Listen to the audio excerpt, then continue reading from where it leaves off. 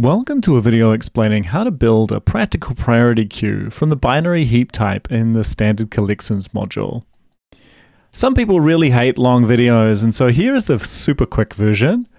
You should wrap your task, I'm just saying we've got some task defined as type task here, in a tuple, and use something on the left or in the 0th position to indicate the relative priority. That task type needs to implement ORD, and then your tuple will also implement ORD and can be inserted into the binary heap. And luckily enough, enums are actually able to automatically derive ORD, and therefore I recommend using an enum to represent tasks. So here is a very quick view. I've got a task, and what I want to do is derive ORD, but the compiler will complain at this point. So I need a couple of supporting traits, partial ORD, partial equality, and equality, to enable ORD to do its work. And now I can bring in binary heap and push things to the queue. In this case, everything has 0 or the same priority of 0. Okay, now it is time for the longer version.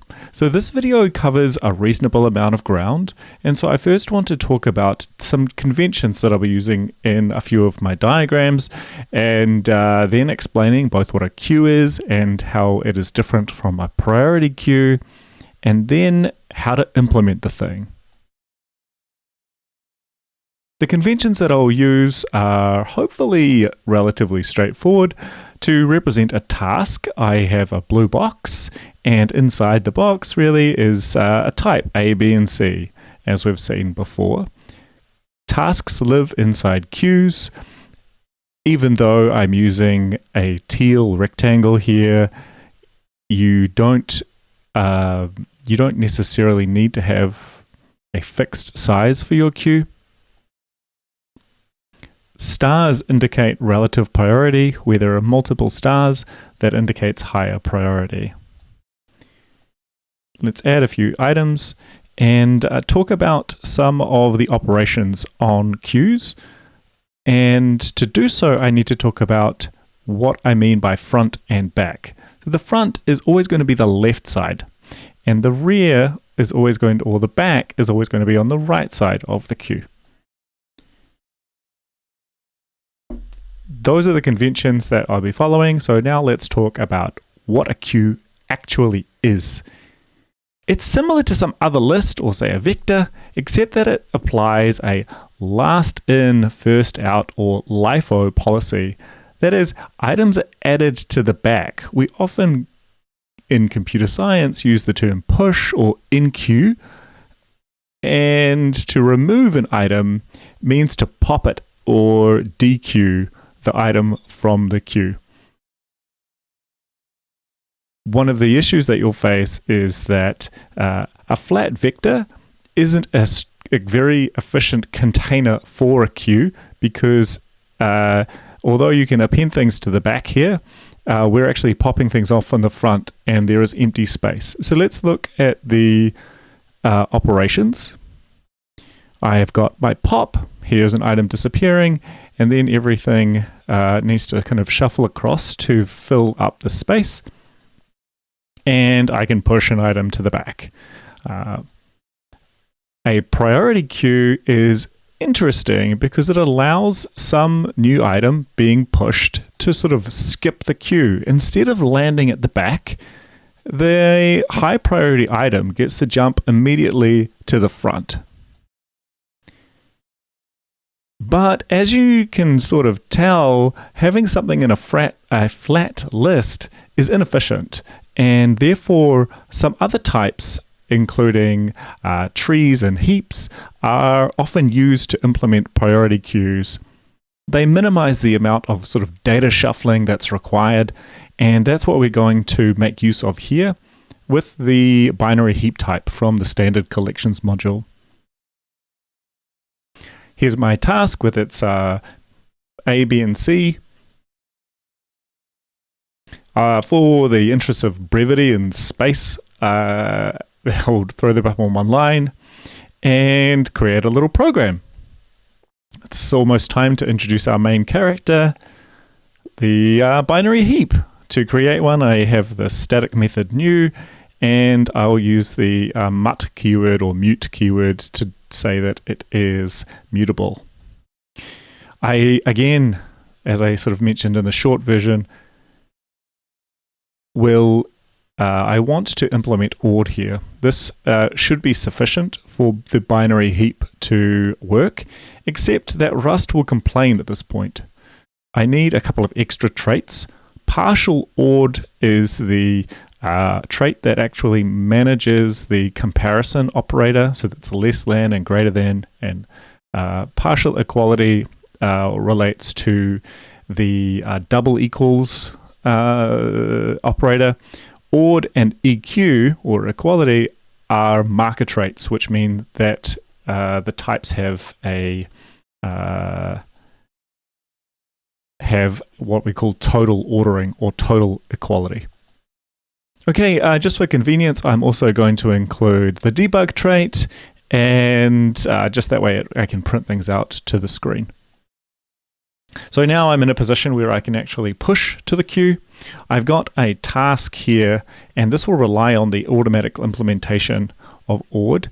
The problem with doing so is that C's will always be bigger than higher priority than B's, and B's will always be higher priority than A's, because of the fact that enums are represented as integers internally, and this may not be the semantics that you may like.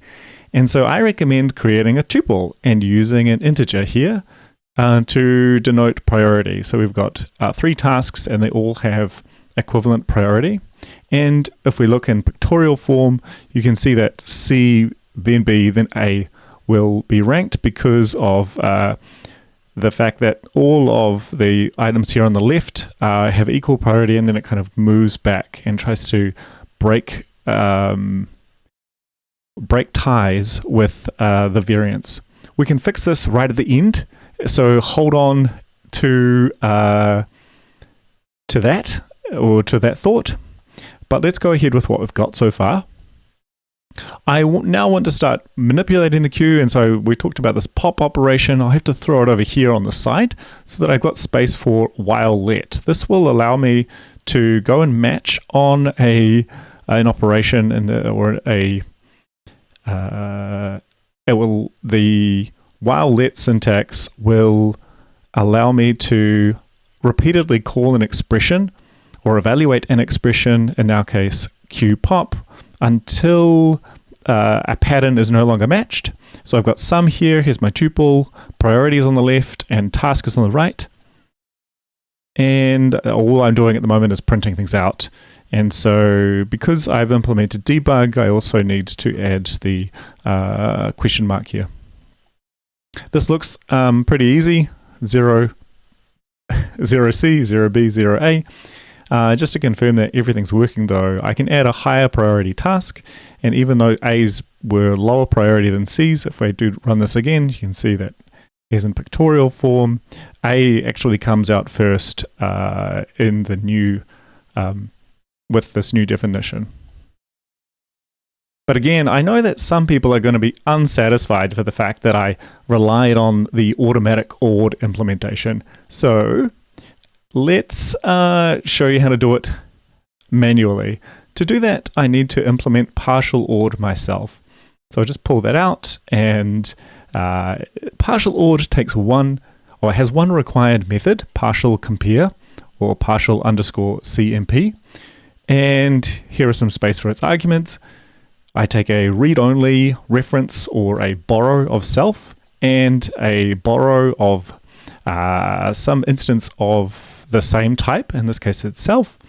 We won't be actually looking into or inspecting either self or other, and so I just use the underscore placeholder syntax, and I return a standard compare ordering.